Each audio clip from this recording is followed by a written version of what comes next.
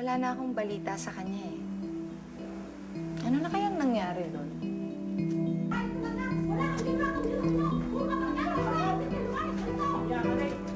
Alder! O, Eva! Tama na yan. Talaga siya tayo. Hindi, Kuya Baloy. Alam mo namang hindi ako umiinom. Ito naman.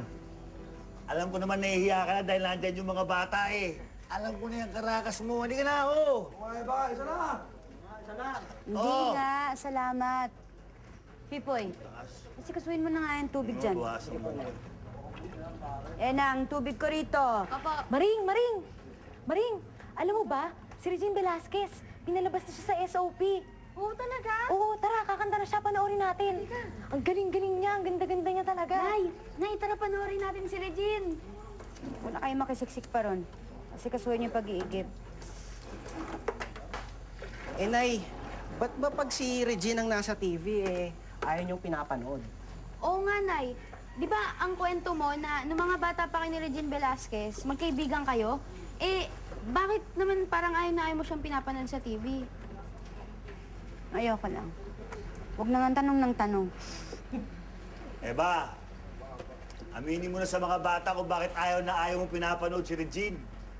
Kasi ayaw mong mainggit. Si Regine, sikat na, mayamang pa.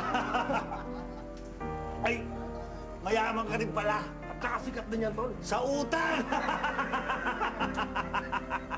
Baloy, dahan-dahan ka naman sa pananalita mo. Kinakawa-kawa mo yung pinsa mo. Pare, lahat na sinasabi ko totoo. Alam mo yan si Eva. Lahat na sinaliang singing contest niyan, panalo. Panalo yan. Kaya yan, mahirap pa rin. Pero superstar din siya gaya ni Regine. Superstar na patay gutom.